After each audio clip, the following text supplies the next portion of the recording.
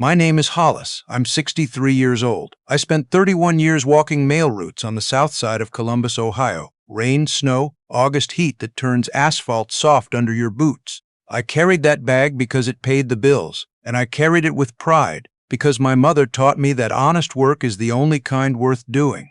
She learned that lesson the hard way. 40 years cleaning other people's houses. 40 years making their sheets smell like lavender, their floors shine like new pennies, their children's clothes pressed and perfect for Sunday morning. Her hands are rough now, and the smell of bleach never quite left her skin, even years after she retired. I tell you this so you understand what I heard my daughter-in-law say last December, 11 days before Christmas. She was on the phone in the kitchen, one room over from where I was standing in the hallway. She didn't know I was there. I'd come in through the side door to drop off the sweet potato pies I'd made the night before, the same as I'd done every Christmas for years. I heard her voice, soft and conspiratorial, the way people talk when they think they're alone. "Don't worry, Mama. I already handled it. I called her last week and told her it was going to be a small dinner this year. She won't be coming." A pause. Then, "Because, Mama, Daddy can't stand it. You know how she is, that smell. She smells like bleach and old linen. It's like having the help at the table." I stood very still in that hallway for a long moment. The pies were in my hands. I looked down at them, tin foil still warm. I set them on the small table by the door and walked back out the way I came. Before I tell you what happened next, I want you to understand who my mother is, because she is the whole center of this story. She is 82 years old. She has been widowed since she was 39, the same year I graduated high school. My father had a heart attack on a Tuesday morning, and by Thursday she had already figured out how she was going to keep 3 kids in school and the lights on. She didn't fall apart. She made a plan. She picked up a second client, started bringing us along on Saturday jobs so we could help and earn a little extra. I learned to strip and wax floors at 14 years old. I thought she was the hardest person I'd ever met. I was wrong. She wasn't hard. She was steady. There is a difference, and it took me 30 years to understand it. She worked for the same family over on Arbor Hill for 22 years. Same house, same family. When their youngest got married, she pressed the bridesmaids' dresses herself because the dry cleaner had lost one and there was no time. She stayed up until 2 in the morning to get every seam right. The mother of the bride called her a lifesaver. That was the only thanks she received. My mother told me the story like it was a point of pride, not a grievance, because for her it was. After she retired, she started volunteering at the East Side Senior Center 3 mornings a week. She brings in her cornbread. She plays cards with the men who have no family left. She knows every person in that building by name, by preference, by what they've lost and what they still carry. That is my mother. That is the woman my daughter-in-law told her own mother smelled like the help. Now let me tell you about my son. He is 34 years old, and I am proud of him the way only a father can be. The kind of pride that sits quiet and deep and doesn't need to announce itself. He got his engineering degree, married well, bought a house in a neighborhood where the lawns are always cut by somebody else. His wife comes from money. Her father is an oral surgeon with a practice in Upper Arlington. Her mother chairs the board of 2 charitable foundations and gives speeches about lifting up the community, which is a phrase she uses for people she has never actually sat down with.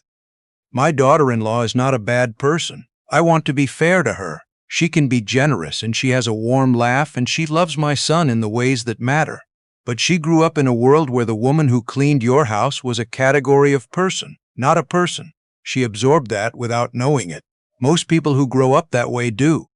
When my son brought her home the first time, my mother made her sweet potato pie and her good chicken and set the table with the cloth she only uses for company.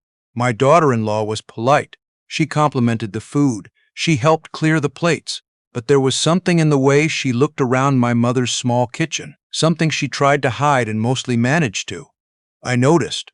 I told myself it didn't mean anything. I let it go. I had been letting things go for a long time. I sat in my truck in my son's driveway after I heard what I heard. The engine was off. The street was quiet, that December quiet, where sound carries and the whole world feels slightly suspended. I could see the Christmas wreath on the front door. My son had hung it himself. I knew because he'd called me when the hook wouldn't hold, and I'd talked him through it over the phone. I sat there thinking about that for a minute. Then I thought about my mother picking up the phone a week ago when my daughter-in-law called, nodding slowly, saying, "All right, sweetheart, I understand. You go on and enjoy your dinner," and then hanging up and making herself a cup of tea and not calling me, not saying one word. That was what broke something open in me, not the insult itself, the fact that my mother had absorbed it in silence because somewhere along the way she had started to expect nothing different. I pulled out my phone and called her. She answered on the first ring. "Hollis, baby, everything all right?" I kept my voice even. "Mama, did she call you and tell you not to come to Christmas?" Silence, just a breath. Then, "She was only trying to keep things simple. You know how it gets with too many people at the table." "Mama." Another pause. "I didn't want to cause you any trouble." There it was. 40 years of making other people comfortable even when they were wrong. 60 years of stepping aside so things could go smoothly. My mother's whole life had been an act of service, so long and so continuous that she'd begun to believe that was all she was worth. "You're not causing trouble," I said. "You never caused anything in your life. I'll call you back." I hung up before she could argue. I went back inside. My son was in the living room working on his laptop. My daughter-in-law was in the kitchen. I could hear her moving around the refrigerator, opening and closing. I walked to the kitchen doorway and stood until she looked up. "Hollis," she said. She smiled. She didn't know yet. "I was in the hallway earlier," I said, "when you were on the phone with your mother." The smile stayed on her face a half-second too long before it slipped. "I need you to tell me," I said, keeping my voice low and level, "because I am my mother's son, and I do not lose my composure in front of people who have already shown me they are looking for weakness. When you called my mother last week, did you tell her not to come to Christmas?" She set down what she was holding. Her chin went up slightly, that small gesture of defensiveness, of being ready to justify herself. "I was trying to make things easier," she said. "My parents are particular. My father has certain preferences about." "Particular," I repeated. "Hollis, your mother is lovely, but She stopped, chose her words. "My parents are used to a certain environment and she makes my father uncomfortable. The smell. It's nothing personal against her, it's just that." "You told your mother she smells like the help," I said. The kitchen went quiet. "That is who she was," I said. "For 40 years, she washed other people's floors. She pressed other people's children's clothes. She did it to put food on my table and keep the lights on after my father died, and she was 39 years old and standing alone with 3 kids. She did it with more dignity than most people bring to anything they've ever touched in their lives. And you called her the help, like that's something to be ashamed of." My daughter-in-law's eyes were bright. I didn't know if it was anger or the beginning of something else. "Christmas is canceled," I told her, "or rather it's moved." I walked past her and started opening the refrigerator. My son came into the kitchen when he heard the foil trays coming off the counter. "Dad, what are you doing?" "Loading up the truck," I said. He looked from me to his wife. She had her arms crossed and wasn't talking. Whatever she'd managed to tell him in those few seconds, he was already behind what was actually happening. "Dad, let's just all sit down and—" "Son?" I looked at him straight. "You remember when I was in 9th grade February and I couldn't afford new shoes and mine had a hole in the sole right through to my sock?" He waited. "Your grandmother found a pair at the church rummage sale and sold them herself with a kit from the hardware store. Sat at the kitchen table until midnight. When I put them on the next morning, they looked almost new. She didn't tell me about it until I was grown, because she didn't want me to feel like less than." I picked up the casserole dish. "She has been doing things like that her whole life, without a word of complaint. She got dressed up tonight in her good sweater, and she was going to sit alone in her house and make the best of it, because that is what she does. That is what she has always done." My son's jaw tightened. He was raised to understand what I was saying. "Every man has to decide what kind of man he is," I said quietly. "I made mine a long time ago. You're going to have to make yours." He didn't stop me. That told me what I needed to know. It took me 3 trips: ham, greens, sweet potato casserole, cornbread, the pies I'd brought over, a pot of macaroni I'd kept at my house, the whole Christmas dinner, foil-wrapped and stacked in the bed of my pickup. The December air was sharp and clean. My breath made small clouds as I worked. Down the block, someone had lights on their bushes, white and blinking slow. An ordinary street on an ordinary Christmas evening, except I was quietly dismantling a whole version of my family, one dish at a time. When I pulled out of the driveway, my daughter-in-law was watching from the front window. I didn't wave. I drove to the East Side Senior Center. The lights were on when I got there. There was a staff Christmas gathering that evening, low-key, the kind with a card table of store-bought cookies and the same 6 people every year. I pulled around back and knocked, and the program director, a woman I have known since my son was in diapers, opened the door and looked at the trays in my arms and said, "What in the world, Hollis?" "I need the big room," I said, "and I need you to call everybody my mother knows." She asked me one question: "Your mother coming?" "She is," I said. She didn't ask anything else.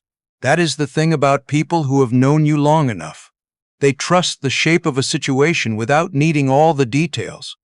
Within 20 minutes, the folding tables were set and covered. Staff members carried the food in. 2 of the regulars, old men who played dominoes in the back every Tuesday, came over and lifted the heavy trays without being asked. One of them told me it smelled like Thanksgiving, decided to come back around for a second try. Then I got back in the truck and drove to my mother's house. Her porch light was on. It is always on. She told me once she keeps it on for the same reason she always has. So people know someone is home, so nobody feels like they are arriving somewhere empty. I knocked, even though I have a key. I have always knocked. She taught me that you announce yourself to people out of respect for them, even when they are expecting you. She opened the door in her good sweater, the burgundy one she saves for company and for occasions that matter. And I understood in that instant that she had gotten dressed for Christmas. She had put on her good sweater and her good earrings, and she had sat down to wait out the evening alone. Something hit me hard in the chest when I saw that, harder than anything that had happened all day. "Come on," I said. "Get your coat." She looked at me. "Hollis, what did you do?" "Nothing that wasn't a long time overdue," I told her. "Get your coat, Mama." She studied my face.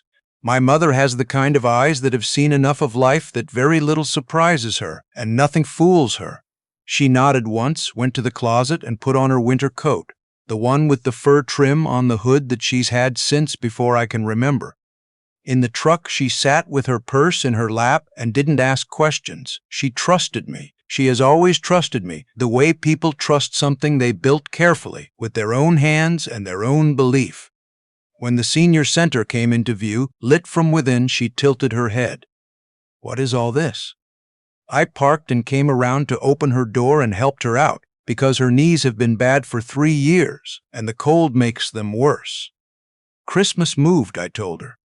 When she walked through those doors, the sound that came out of that room is something I will carry with me for the rest of my life. People called her name. They stood up. One of the Tuesday Domino's men made a sound like he'd been waiting on good news for a month. 3 of the women from her Thursday morning group came over and put their arms around her all at once, talking over each other, laughing. The program director brought her a cup of coffee, fixed the way she likes it, without being asked, because she has been bringing my mother coffee for years. My mother stood in the middle of all of it, with her eyes bright and her chin up and her good sweater on, and she looked like exactly who she is. A woman who has earned every person in that room through 40 years of showing up, of caring without conditions, of bringing cornbread because she knew somebody would be hungry, of sitting with the men who had nobody left because she understood what it meant to have nobody. I stood to the side and let it happen. My phone buzzed. A text from my son, "Where are you?" I didn't answer. About 45 minutes later, the doors opened and my daughter-in-law walked in. My son was behind her. Behind him, her parents. Her father is a tall man. He has the posture of someone accustomed to being the most significant person in whatever room he enters. He looked around the senior center, the folding tables, the paper chains the staff had put up, the old Domino's men in their church hats, My mother sitting at the center of everything with her coffee and her people, and something moved across his face that I can only describe as the expression of a man who has been placed in the wrong frame. He was not the most important person in this room. He didn't know yet that he never had been. My daughter-in-law came toward me. She looked like she had been rehearsing words the whole drive over. "Hollis, I think we need to." "Hold on," I said. I raised my voice just enough to reach across the room. People turned. "Everybody," I said. The room went quiet. "I want to tell you something about this woman right here." My mother looked at me and gave a small shake of her head, that motion that means don't make a fuss. I ignored it gently. "She cleaned houses for 40 years, I said. "She woke up at 5 every morning to catch 2 buses to get to work on time. She raised 3 kids alone after their father died when they were still young. She put all 3 of us through school. She never complained about being tired because she didn't want us to feel like we were a burden to her." I paused. Let the room hold that. There are people in this world who look at a woman like that and see someone to be embarrassed by, someone less than. I didn't look away from my daughter-in-law's father when I said it. Tonight I wanted her to spend Christmas with people who know better. The room was quiet for a long moment. And then, from the corner, the small woman in the corner chair, 90 if she was a day, who had been coming to this center for 15 years, who played cards with my mother every other Thursday, raised her coffee cup. "To the finest woman in Columbus," she said. The room answered her, not loudly, warmly, the way people speak when they genuinely mean the thing they are saying. My mother pressed her fingers to her mouth. Her shoulders moved once. Then she steadied herself, the way she has been steadying herself since she was 39 years old, standing alone in the kitchen after the hospital called. Her father-in-law's face was impossible to read. His wife had gone perfectly still. My daughter-in-law wasn't looking at me anymore. She was looking at my mother. She was watching the way people touched her arm when they passed, the way they leaned in to say something private, and how she laughed at whatever it was. She was watching my mother be loved, publicly, without performance, by people who had no reason to pretend. People who were here because they wanted to be. I watched my daughter-in-law watch that, and I saw something shift in her face, not crumble, shift, like something set firmly in one direction, got quietly turned to face something true. Her parents left before the food was served. Her father shook my hand on the way out. It was a firm handshake, the kind that wants to communicate something without the cost of saying it out loud.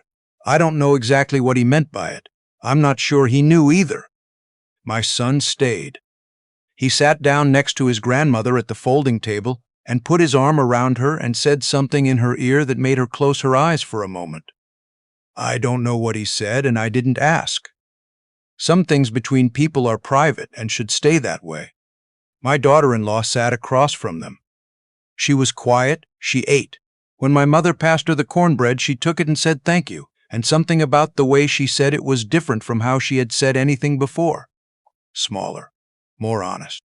My son and his wife and I sat down at my kitchen table the week after Christmas, just us, with coffee, none of the performance that surrounds big family occasions. My daughter-in-law did most of the talking. She said she had grown up in a home where people were sorted into types, and she had never questioned it because she never had reason to. She said she was ashamed of what she had said. She said she was more ashamed that she had thought it was something a person could reasonably say in the first place. She said she wanted to be different.